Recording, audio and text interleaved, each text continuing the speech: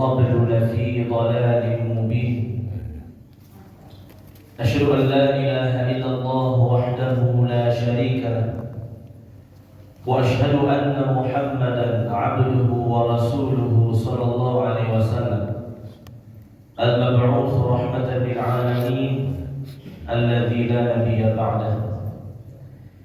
يا أيها الذين آمنوا اتقوا الله حق تقاته ولا تموتن إلا وأنتم مسلمون. يا أيها الناس اتقوا ربكم الذي خلقكم من نفس واحدة وخلق منها زوجها وبث منهما رجالا كثيرا ونساء. واتقوا الله الذي تساءلون به والأرحام إن الله كان عليكم رقيبا.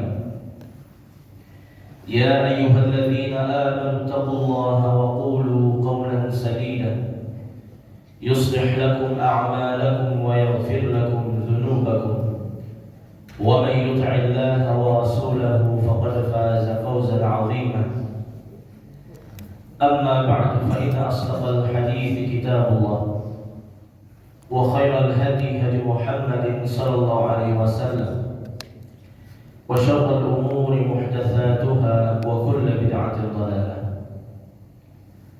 Kaum muslimin wal muslimat, hadirin wal hadirat, Bapak Ibu jamaah masjid Surau Darul Jannah yang semoga senantiasa dirahmati dan dimuliakan oleh Allah Subhanahu wa taala. Senantiasa kita bersyukur pada Allah Azza wa Jalla yang senantiasa memberikan kepada kita berbagai macam nikmat dan karunia, sehingga pada subuh ini kita berkumpul di rumah Allah Subhanahu wa taala untuk melaksanakan ibadah dan ketaatan kepada-Nya serta mentadabburi Al-Qur'an. Salawat barakah salam kita mohonkan kepada Allah agar disampaikan kepada Nabi kita Nabi Muhammad sallallahu alaihi wasallam. Allahumma shalli ala Muhammad wa ala ali Muhammad. Semoga salawat dan salam juga tercurah kepada keluarga beliau, istri-istri beliau, kepada para sahabat dan orang-orang yang mengikuti beliau dengan benar hingga hari kiamat. Bapak Ibu rahmati Allah Subhanahu wa taala, kembali kita melanjutkan kajian tafsir Al-Qur'an. Pada pertemuan sebelumnya kita telah membahas tafsir surat Al-Baqarah ayat 35 sampai 39. Insyaallah taala pada pagi ini kita lanjutkan dengan ayat 40 sampai ayat ke-43. A'udzu billahi minasy syaithanir rajim. Bismillahirrahmanirrahim. Ya bani Israil, اذكروا نعمتي التي أنعمت عليكم وأوفوا بعهدي أوف بعهدكم وإياي فارهبون وآمنوا بما أنزلت مصدقا لما معكم ولا تكونوا أول كافر به ولا تشتروا بآياتي ثمنا قليلا وإياي فاتقون ولا تلبسوا الحق بالباطل وتكتموا الحق وأنتم تعلمون وأقيموا الصلاة وآتوا الزكاة واركعوا مع الراكعين. Aku berlindung pada Allah dari syaitan yang terkutuk dengan nama Allah yang Maha Pengasih lagi Maha Penyayang. Wahai Bani Israel, ingatlah nikmatku yang telah aku berikan kepadamu, dan penuhilah janjimu kepadaku. Niscaya aku penuhi janjiku padamu, dan takutlah hanya kepadaku. Dan berimanlah dengan apa yang aku turunkan, sebagai membenarkan apa yang ada di antara kalian. Dan janganlah kalian yang pertama kali mengingkari hal tersebut, dan janganlah memperjualbelikan ayat-ayatku dengan harga yang murah, dan hanya kepadaku-lah kalian harus bertakwa. Dan janganlah kalian campur adukkan antara yang hak dengan yang batil. Dan jangan kalian sembunyikan kebenaran padahal kalian mengetahuinya. Dirikanlah salat, tunaikanlah zakat, dan ruku'lah bersama orang-orang yang ruku'. Bapak Ibu dirahmati Allah Subhanahu wa taala. Ayat ini ayat ke-40 sampai beberapa ayat ke depan ya, sampai ayat 100 kan, 120 ya. Itu menceritakan seputar Bani Israel ya, kisah dari orang-orang Bani Israel. Yang mana Bani Israel terdiri dari dua kata. Yang pertama adalah Bani, yang kedua adalah Israel. Bani atau Banu artinya zuriyah, keturunan. Adapun Israel yaitu nama lain dari Nabi Ya'qub alaihi salam. Di antara 25 Nabi dan Rasul yang wajib kita imani, namanya adalah Nabi Ya'qub alaihi salam. Dan Nabi Ya'qub memiliki nama yang lainnya yaitu Israel. Dan Israel itu artinya adalah Abdullah. Itu hamba Allah Subhanahu wa taala di dalam bahasa Ibrani. Isra artinya hamba, il yaitu Allah Subhanahu wa taala. Ya Bani Israel, wahai dzurriyyah keturunan dari Israel, keturunan dari Nabi Ya'qub alaihi salam. Bani Israel adalah manusia yang nasabnya tersambung langsung kepada Nabiullah Ya'qub alaihi salam. Yang mana Nabi Ya'qub alaihi salam merupakan anak dari Nabi Ishaq. Dan Nabi Ishaq adalah salah seorang putra dari Nabi Ibrahim alaihi salam. Nabi Ibrahim alaihi salam memiliki dua orang anak. Anak yang pertama adalah Ismail dari istri beliau Hajar. Anak kedua beliau adalah Nabi Ishaq alaihissalam dari istri beliau Sarah. Dan Ishaq ini lahir sebagai hadiah dari Allah karena Ibrahim mau menyembelih Nabi Ismail. Wa basyarnahu bi Ishaq nabiyyan minas salihin. Kami berikan kabar gembira kepada Ibrahim dengan seorang anak yang bernama Ishaq dalam surah As-Saffat, karena Ibrahim telah menunaikan janjinya pada Allah untuk menyembelih Ismail. Wa barakna alaihi wa ala Ishaq, dan akan kami berkahi atasnya Ibrahim dan atas Ishaq. Wa min wara'i Ishaq Ya'qub, dan akan muncul dari Ishaq ini yaitu Ya'qub. Artinya Ya'qub adalah anak dari Nabi Ishaq alaihissalam. Bani Israel adalah manusia-manusia keturunan dari Nabi Ya'qub alaihissalam. Mengapa mereka dipanggil oleh Allah Subhanahu wa taala di dalam Al-Qur'an, ya Bani Israel, ya Bani Israel, tidak menyebutkan bani-bani yang lainnya? Karena Bani Israel ini meskipun mereka keturunan dari Nabiullah Ya'qub alaihissalam, namun perbuatan mereka sebagian besarnya bertolak belakang. Bertolak belakang dengan Nabi Ya'qub alaihissalam. Kata Allah dalam surah Al-Imran ayat 110, minhumul mu'minun wa aktsaruhumul fasiqun. Orang-orang Bani Israel ini hanya sebagian kecilnya yang mau beriman. Adapun sebagian besarnya adalah orang-orang yang fasik, orang-orang yang ingkar, orang-orang yang tidak mau patuh, tidak mau beriman kepada Allah Subhanahu wa taala, padahal mereka adalah keturunan dari Nabi Ya'qub alaihissalam. Sampai sekarang masih ada Bani Israel. Apa kata Allah? Uzkuru ni'mati allati an'amtu 'alaikum. Wahai Bani Israel, ingatlah nikmat yang telah aku berikan kepadamu. Syukurilah setiap nikmat yang telah aku berikan kepadamu. Kenikmatan yang Allah berikan kepada Bani Israel jumlahnya sangat banyak. Namun yang paling utama adalah 3. Sebagaimana yang disebutkan oleh Nabi Musa alaihissalam kepada kaumnya Bani Israel, wa idh qala Musa liqaumihi ya qaumi dzkuru ni'matallahi 'alaikum idh ja'ala fiikum anbiya wa ja'alakum mulukan wa ataakum ma lam yu'ti ahadan minal 'alamin. Ingatlah ketika Musa berkata kepada kaumnya Bani Israel, wahai Bani Israel, ingatlah, syukurilah nikmat yang telah Allah berikan kepada kalian. Yang pertama, irja'ala fikum anbiya. Allah jadikan Bani Israel ini banyak nabi dan rasulnya.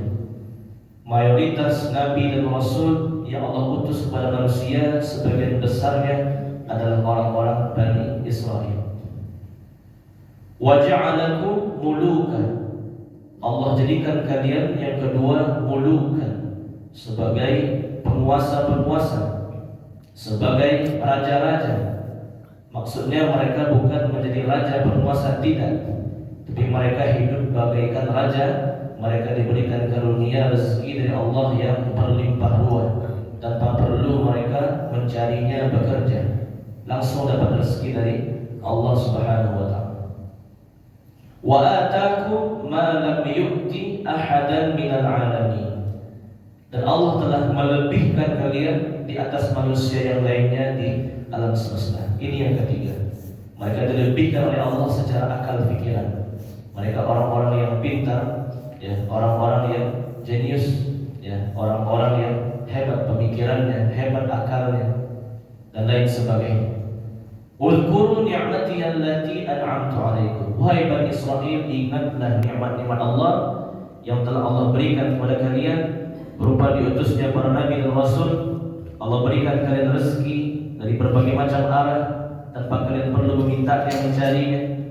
Yang ketiga, Allah lebihkan kalian dengan kepintaran yang luar biasa.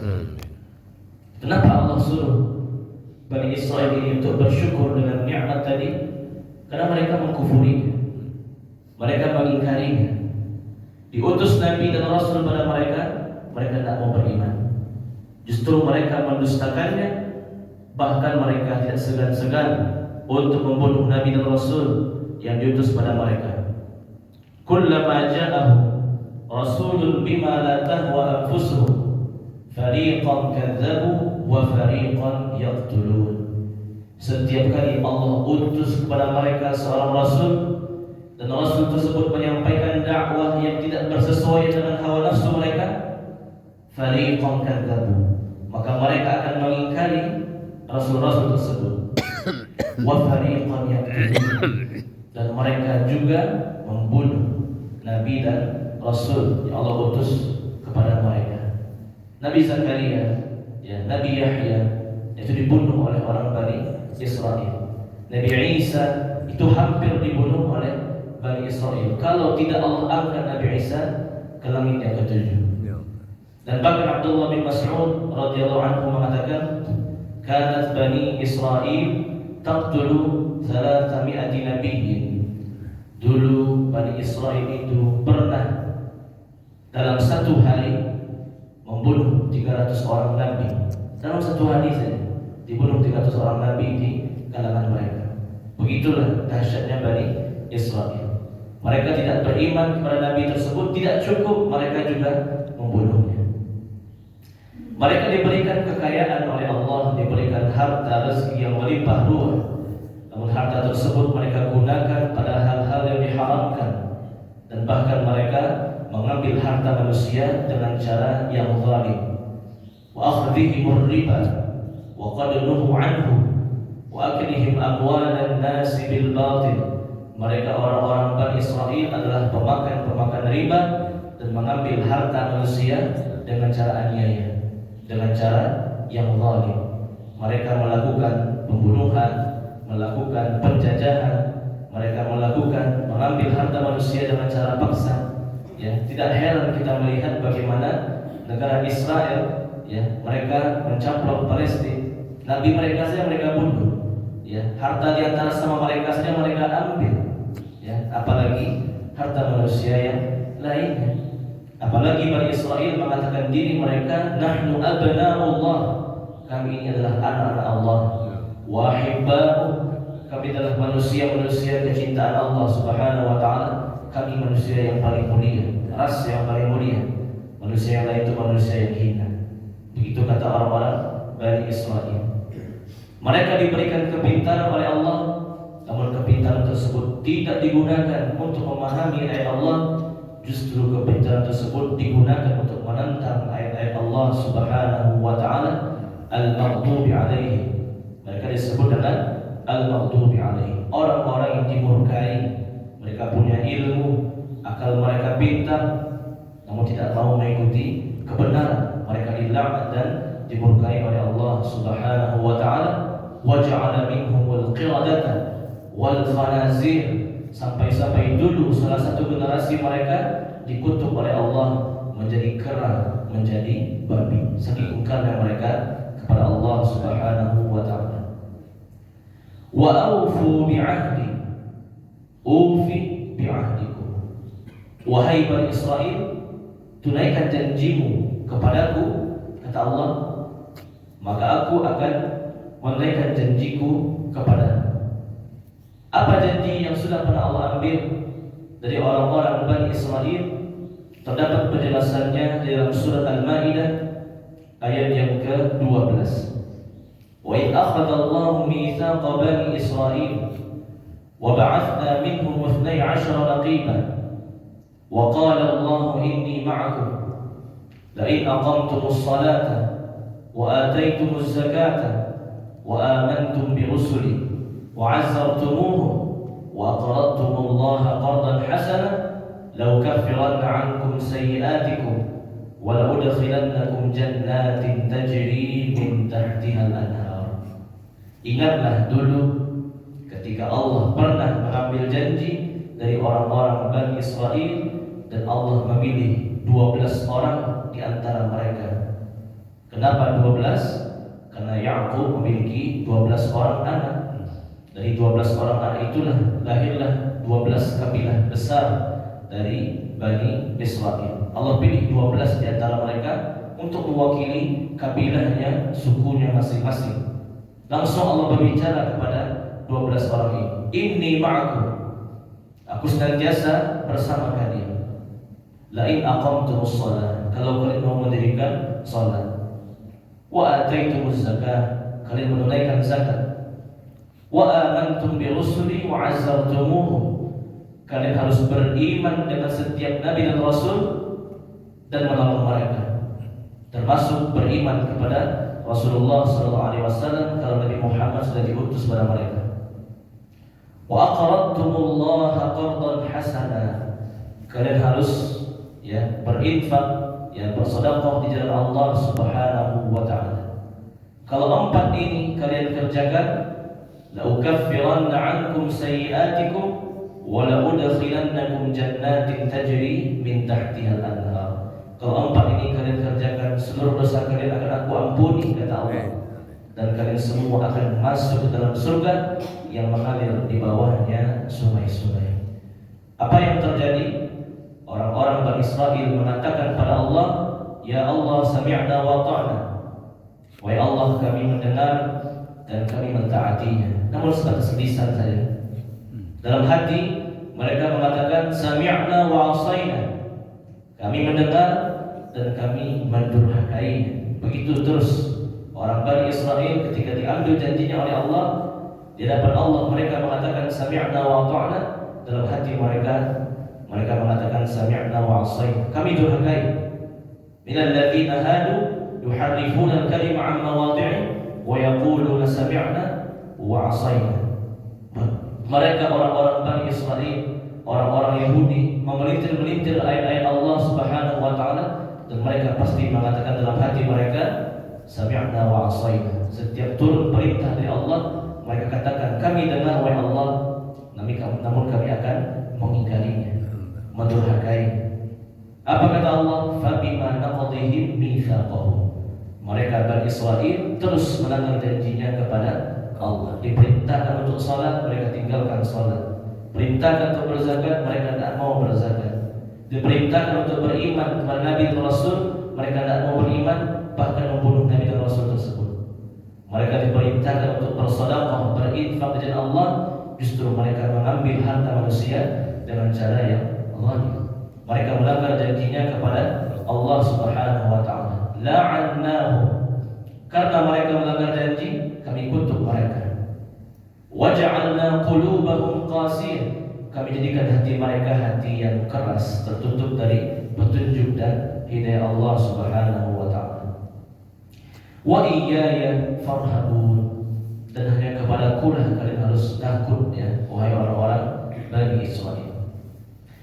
Wa aminu bima anzaltu musaddiqan lima ma'akum wa la takunu awwala kafirin bih.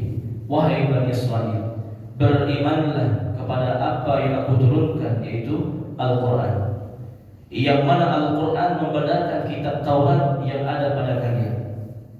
Begitu kata Allah, wala takunu awwala kafirin, janganlah kalian yang pertama kali mendustakan ayat-ayat Al-Quran tersebut. Mereka diwajibkan untuk beriman kepada Al-Quran, beriman kepada Rasulullah SAW, karena orang-orang Bani Israel ini sudah lebih dulu mengetahui siapa itu Muhammad, apa itu Al-Quran. Terdapat penjelasannya dalam kitab mereka, dalam kitab Taurat. Allah berfirman, alladzina atainahumul kitaba ya'rifunahu kama ya'rifuna abna'ahum. Orang-orang yang Allah berikan kitab pada mereka, yaitu orang-orang Yahudi, orang-orang Bani Israel, mereka betul-betul mengetahui Rasulullah SAW sebagaimana mereka mengenal anak-anak mereka. Kalau kita punya anak, kita tahu siapa anak kita, jenis kelaminnya, wataknya, sikapnya, fisiknya, rambutnya dari ujung kepala sampai kaki, tahu kita. Begitu juga orang Yahudi, orang-orang Bani Israel. Meskipun mereka belum berjumpa dengan Rasulullah SAW, namun penjelasan Allah dalam kitab Taurat seputar Rasulullah SAW sangat jelas dan sangat jelas. Seolah-olah mereka langsung melihat, membayangkan Rasulullah berada di hadapan mereka. Begitu Allah jelaskan. Nabi Isa pun telah menyampaikan kepada Bani Israel, min ba'di ismuhu Ahmad, akan datang Nabi setelahku yang namanya adalah Ahmad, yaitu Muhammad. Falamma ja'ahum bil bayyinat qalu hadza sihrun mubin. Ketika datang bukti-bukti pada mereka seputar Rasulullah SAW, mereka mengingkarinya dengan penuh kesombongan dan mereka mengatakan hadza sihrun mubin, ini adalah sihir yang sangat nyata. Mereka tidak mau beriman padanya. Wala takunu awwala kafirin bih, jangan menjadi manusia yang pertama kali mengingkari Al-Quran dan mengingkari Rasulullah SAW, karena kalian sudah punya ilmu sebelumnya seputar Al-Quran dan Rasulullah SAW.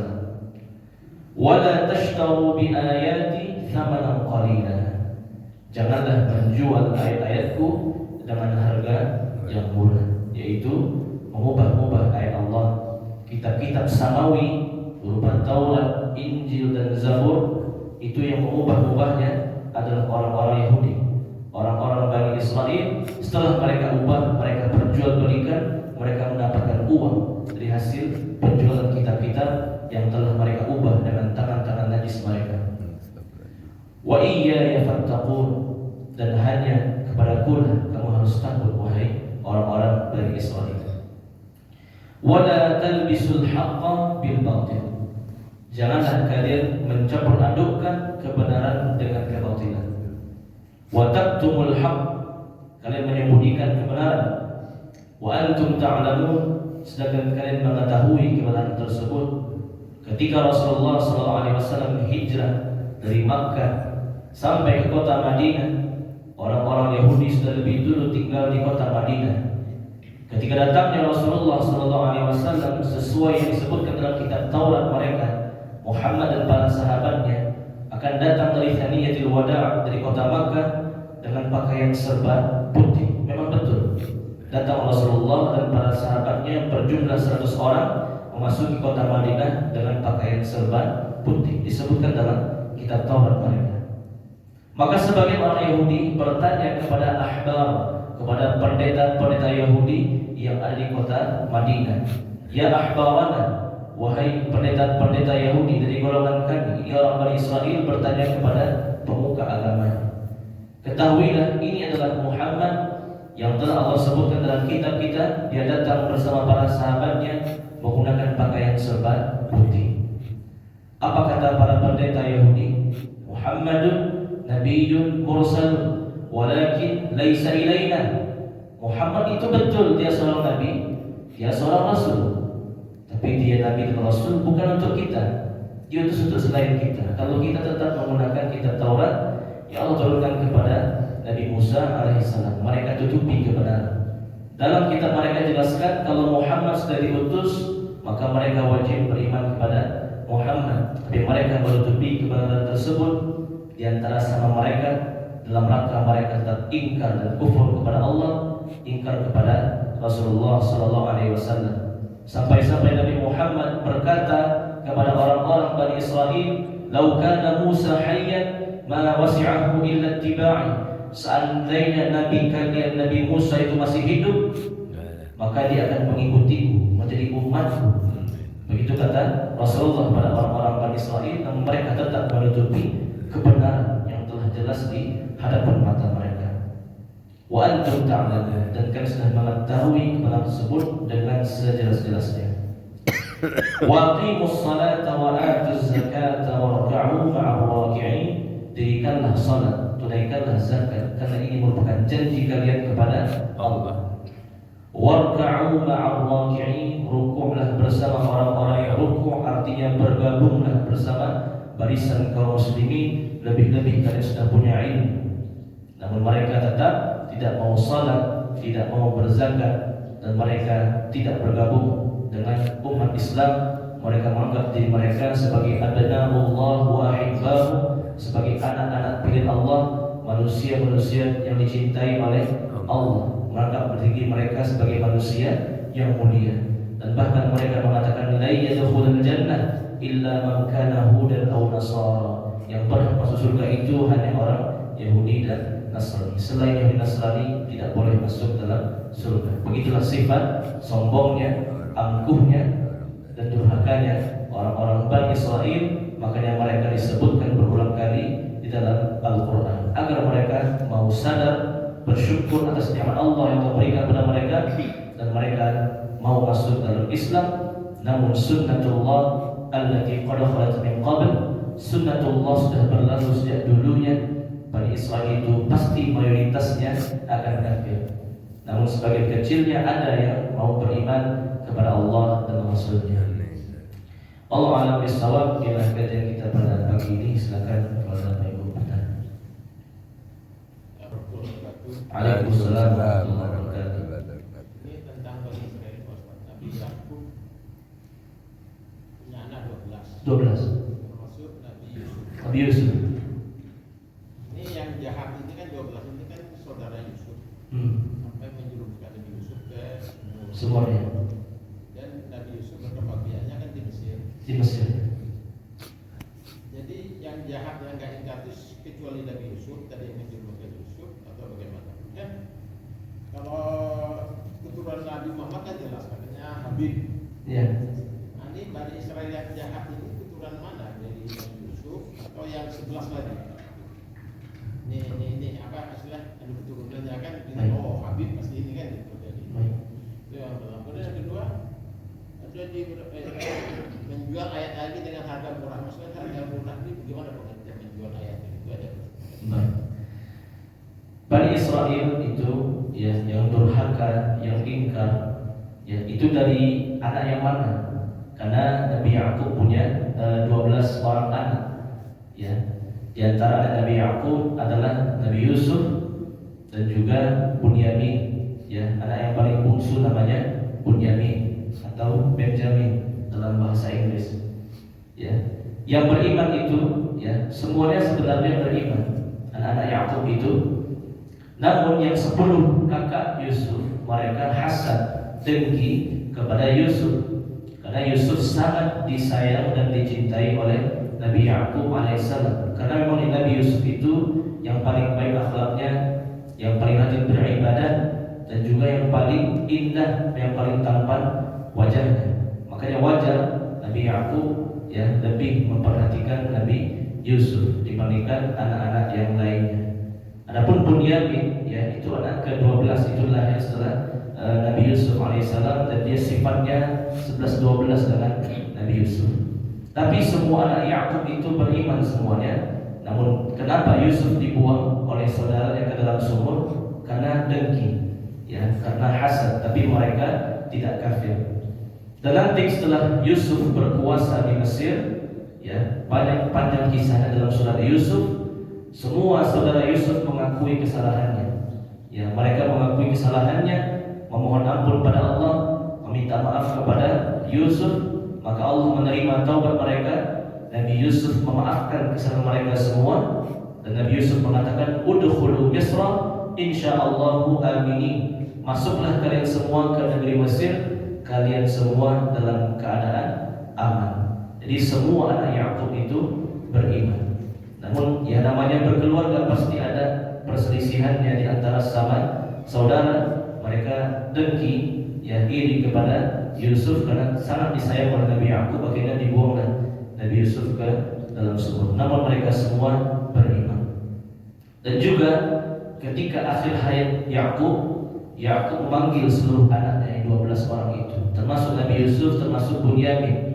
Ya, am kuntum syuhada idh hadara Yaqub al-maut idh qala li banihi ma ta'buduna min ba'dihi. Nabi Yakub ketika sakaratul maut manggil semua anaknya, "Wahai anak-anakku, siapa yang kalian sembah setelah aku nanti wafat?" Qalu na'budu ilahaka wa ilaha abaika Ibrahim wa Ismail wa Ishaqa ilahan wahidan wa nahnu lahu muslimun. Kami semua anak Yakub mengatakan akan menyembah Tuhan yang satu, yaitu Allah, Tuhannya Ibrahim, Tuhannya Ismail, Tuhannya Ishaq, Tuhan yang satu. Kami akan beribadah pada Allah. Wa nahnu lahu muslimun, dan kami akan menjadi hamba-hamba Allah yang muslim, yang berserah diri kepada Allah Subhanahu wa ta'ala. Namun yang namanya iman itu tidak diwariskan. Bukan berarti karena dia keturunan Nabi otomatis dia beriman, tidak. Atau sebaliknya, bukan berarti orang tua itu kafir, anaknya terjamin kafir juga, tidak. Boleh jadi orang tuanya muslim, anaknya kafir. Sebaliknya, bisa jadi orang tuanya kafir, anaknya muslim. Itu merupakan sunatullah. Iman itu tidak diwariskan. Iman itu, hidayah itu murni pemberian dari Allah Subhanahu wa ta'ala. Yukhrijul hayya minal mayyit wa yukhrijul mayyita minal hayy. Allah mengeluarkan yang hidup dari yang mati, mengeluarkan yang mati dari yang hidup. Di antara tafsirannya, Allah mengeluarkan dari sulbi orang kafir seorang yang beriman. Contohnya Azar dan Ibrahim. Azar itu pembuat patung. Lahirlah dari sulbi Azar Nabi Ibrahim alaihissalam Khalilullah, kekasihnya Allah Subhanahu wa ta'ala. Wa yukhrijul mayyita minal hayy. Allah mengeluarkan yang mati dari yang hidup. Artinya Allah mengeluarkan dari sulbi orang yang beriman seorang yang kafir. Contohnya Nabi Nuh alaihissalam, seorang yang beriman. Dari Nabi Nuh dia punya anak yang namanya Kan'an, kafir, tidak mau beriman kepada Allah. Ya, jadi semua anak Yakub yang 12 itu mereka beriman semuanya. Namun dari keturunannya itu, ya itulah yang terjadi. Ya, mereka lebih banyak yang kafirnya dibandingkan yang berimannya. Ya, minhumus salihun wa minhum duna dzalik. Di antara mereka masih ada orang-orang salehnya. Namun sebagian besarnya ya di luar dari kesalehan, mereka ingkar kepada Allah. Ya, boleh jadi ada yang dari Yusuf, yang dari Bunyamin, ya ada yang berimannya, ada yang kafirnya. Bukan berarti yang kafir itu hanya dari yang 10 tadi, tidak. Bisa jadi ada dari yang 12 itu semuanya, masing-masingnya ada bagiannya. Anak-anaknya yang kafir, yang tidak beriman kepada Allah Subhanahu wa ta'ala. wa min dzurriyyatihima muhsinun wa zalimun li nafsihi mubin. Allah sudah mengatakan dalam surat As-Saffat, dari keturunan Ibrahim dan dari keturunan Yakub pun ada yang muhsin, yang berbuat kebaikan, yang muslim. Wa zalim, namun yang sebagian besar adalah orang-orang yang zalim, yang aniaya, yang tidak mau beriman kepada Allah Subhanahu wa taala. Ya. Yang kedua terkait dengan atas taruh bi ayati thamanan qalila, memperjualbelikan ayat-ayatku dengan harga yang murah. Ya, sebagai kita jelaskan tadi bahwasanya di antara perbuatan orang Bani Israel yang keji, mereka mengubah-ubah ayat Allah, kemudian mereka memperjualbelikan ayat Allah tersebut, mereka mendapatkan keuntungan duniawi dari kitab-kitab yang mereka jual, sampai kepada satu perbuatan yang sangat keji, bukan hanya membuat ayat Allah, tapi membuat kitab palsu. Kitab palsu itu diatasnamakan kitabullah, ini adalah kitabullah, mereka jual belikan. Fawailul lil ladzina yaktubuna al-kitaba bi aydihim thumma yaquluna hadza min 'indillah liyashtaru bihi thamanan qalila. Alangkah celakanya perbuatan mereka yang menulis kitab palsu dengan tangan mereka. Mereka karang sendiri. Setelah mereka karang, mereka katakan kitab ini min 'indillah, turun langsung dari Allah. Liyashtaru bihi thamanan qalila. Kemudian mereka perjualbelikan, mereka mendapatkan kenikmatan dunia, mendapatkan harta dari kitab-kitab yang mereka perjualbelikan. Fawailul lahum mimma katabat aydihim wa wailul lahum mimma yaksibun. Celakalah perbuatan mereka mengubah-ubah, membuat-buat kitab Allah, dan celakalah mereka dari harta yang mereka dapatkan, harta mereka harta yang haram. Itulah dimaksud dengan wala tashtaru bi ayati thamanan qalila. Jangan perjualbelikan ayat dengan harga yang murah. Artinya mereka mengubah ayat Allah atau membuat kitab yang palsu diatasnamakan sebagai kitabullah, mereka perjualbelikan kepada manusia, mereka dapat keuntungan yang sedikit dari apa yang mereka perjualbelikan tersebut. Ini bukan berarti larangan menjual Al-Quran, boleh. Menjual Al-Quran boleh. Dia buat Al-Quran, cetak Al-Quran, kemudian dia jual, silakan, tidak masalah. Ini kaitannya dengan perbuatan orang-orang Bani Israel yang telah kita sebutkan. Ya, Allah a'lam. Assalamualaikum warahmatullahi wabarakatuh. Waalaikumsalam. Kenyataan sekarang ada 3 nomenklatur. Apa hubungannya antara tiga itu? Bani Israel, Yahudi, dan Nasrani. Hubungannya. Kenyataan sekarang kan seolah Timur Tengah itu akan dirampok oleh negara Israel, ya. Bani Israel itu lebih kepada etnis, ya. Bani Israel keturunan dari Nabi Yakub, keturunan dari Israel, ya. Itu lebih kepada etnisnya, ya. Di antara Bani Israel itu memang sebagian besar menganut agama Yahudi. Namun ada di antara Bani Israel itu yang Muslim, ya, yang mereka tidak menganut agama Yahudi. Bani Israel lebih kepada etnisnya, ya, bangsa Bani Israel, ya. Tapi Yahudi itu lebih kepada keyakinan. Yahudi adalah orang-orang yang ingkar kepada Allah, menggunakan kitab Taurat menurut mereka, dan mereka menyembah Uzair, ya. Wa qalatil yahudu Uzairu ibnullah. Orang-orang Yahudi mengatakan Uzair adalah anak Allah, ya. Jadi begitu. Adapun Nasrani, ya, Nasrani itu adalah orang-orang yang menggunakan kitab Injil, ya, dan mereka menyembah 3 Tuhan, ya, Tuhan Bapa, Tuhan Ibu, dan Tuhan Anak. Ya, itu disebut dengan orang Nasrani. Dan Nasrani dulu pada awalnya khusus Bani Israel, namun semakin meluas, ya, tidak hanya orang Bani Israel yang beragama Nasrani, tapi juga justru lebih banyak orang selain Bani Israel yang menganut keyakinan Nasrani. Itulah perbedaan antara Yahudi, Bani Israel, dan Nasrani. Yahudi Nasrani lebih kepada agama, akidah, keyakinan. Adapun Bani Israel adalah istilah untuk etnis atau bangsa. Di antara Bani Israel ada yang beriman, ada yang Muslim, namun sebagian besarnya mereka kafir. Ya, Allah a'lam. Assalamualaikum warahmatullahi wabarakatuh. Waalaikumsalam.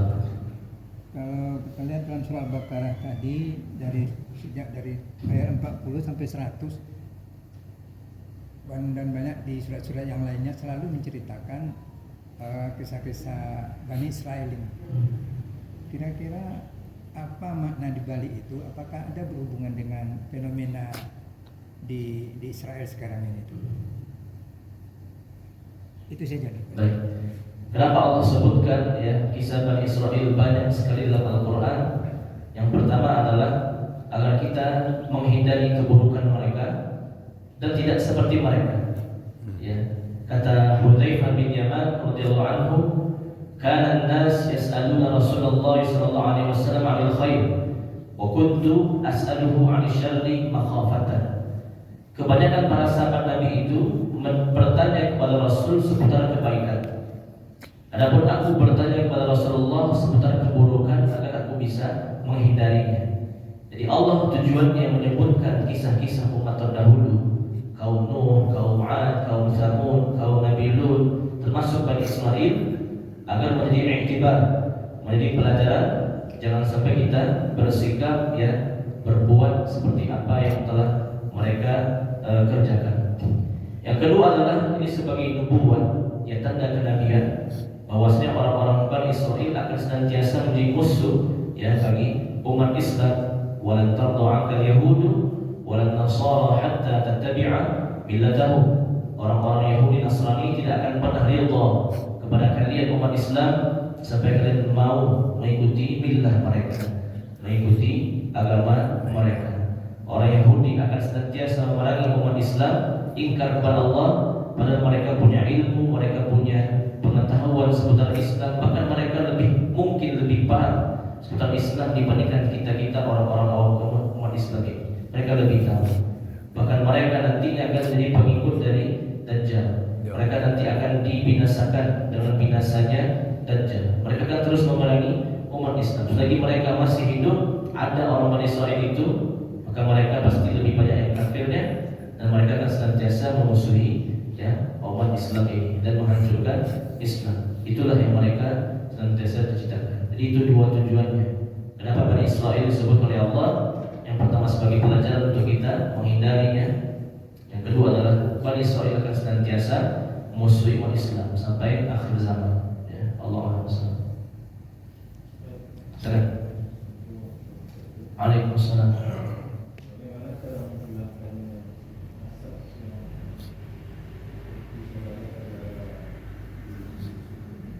Ya, cara menghilangkan hasad. Baik. Yang pertama adalah agar kita bisa menghindari sifat hasad. Yang pertama adalah bersyukuri nikmat Allah Subhanahu wa taala. Sesuai dengan hadis Rasulullah sallallahu alaihi wasallam, "Unzuru ila man huwa asfala minkum wa la tanzuru ila man huwa fawqakum, fa huwa ajdaru an la tazdaru ni'matallahi 'alaikum." Kata Nabi, terkait urusan dunia lebih sering lihat ke bawah dibandingkan lihat ke atas, agar kalian betul-betul bersyukur, ya tidak meremehkan nikmat yang telah Allah berikan kepadamu. Biasanya orang yang hasad itu melihat senantiasa melihat orang yang di atasnya, yang di atasnya secara ilmu, yang di atasnya secara pangkat, yang di atasnya secara harta. Dia akan terus melihat, membandingkan dirinya dengan orang yang lebih unggul darinya. Kata Rasulullah, agar kita bisa bersyukur dan terhindar dari sifat hasad, seringlah lihat orang yang ke bawah, yang kondisinya lebih di bawah kita. Itu yang pertama.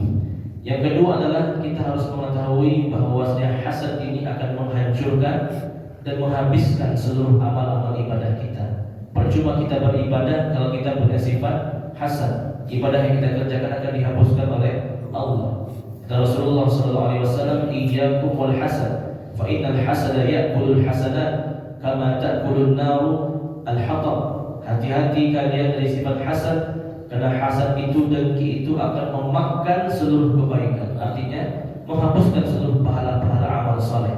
Sebagaimana api memakan kayu bakar. Apa boleh kita beribadah, salat, puasa puluhan tahun, tapi masih ada sifat hasad. Na'udzubillah, ibadah kita tak diterima oleh Allah Subhanahu wa taala. Yang ketiga, kita harus meyakini bahwasanya Allah sudah memberikan takdir, menentukan takdir masing-masing dari setiap manusia. Kata Allah dalam surah An-Nisa, "Wa la tatamannaw ma faddala Allahu bihi ba'dakum 'ala ba'd lirrijali nasibun mimma iktasabu walin nisa'i nasibun mimma iktasabna was'alullaha min fadli. Wahai manusia, janganlah kalian iri dan hasad di antara sesama kalian. Setiap laki-laki itu sudah punya bagian takdirnya, dan setiap manusia itu sudah punya bagian takdirnya. Kalau ingin nikmat Allah, langsung minta kepada Allah. Jangan dengan cara hasad, iri dan dengki kepada sesama manusia. Mudah-mudahan dalam 3 ini kita bisa terhindar dari sifat hasad. Yang pertama, seringlah melihat ke bawah, yang melihat orang yang lebih memprihatinkan dibandingkan kita bersyukur. Yang kedua adalah ketahuilah hasad itu akan menghapuskan, menghilangkan amal ibadah kita. Yang ketiga adalah yakinlah Allah sudah menetapkan takdirnya kepada seluruh hambanya dengan takdir yang adil. Kalau ingin minta, langsung minta kepada Allah Subhanahu wa Ta'ala tanpa perlu menghilangkannya pada orang lain. Karena hasad itu adalah ingin kebaikan orang itu hilang untuk dirinya. Itulah sifat orang yang hasad. Was'alullah min fadli. Ingin karunia, ingin rezeki, ingin permintaan apapun, langsung minta kepada Allah tanpa perlu bersikap hasad, iri dengki kepada manusia. Ya. Terakhir mungkin yang keempat, hasad itu dilepaskan dari ahli surga. Kalau kita ingin jadi ahli surga, ahli jannah, hilangkanlah sifat hasad. Kata Allah Subhanahu wa Ta'ala, "Wa naza'na ma fi sudurihim min ghillin ikhwanan 'ala sururin mutaqabilin." Ahli surga itu adalah orang-orang yang sudah dicabut sifat hasadnya. Tidak ada orang yang masuk surga memiliki sifat hasad. Ya, ingin masuk surga, hilangkanlah sifat hasad, iri dan dengki. Allah a'lam bishawab. Baik, ya, pas. Kita cukupkan, mudah-mudahan bermanfaat dapat kita pahami. Subhanakallah bihamdik, asyhadu an la ilaha illa anta, astaghfiruka wa atubu ilaik. Mohon maaf kesalahan kekurangan. Billahi taufiq wal hidayah. Assalamualaikum warahmatullahi wabarakatuh. Waalaikumsalam warahmatullahi wabarakatuh.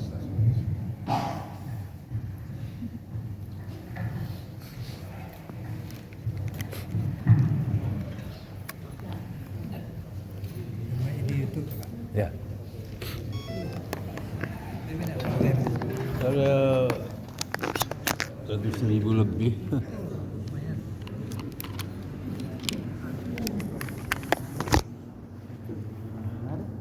Ya Allah.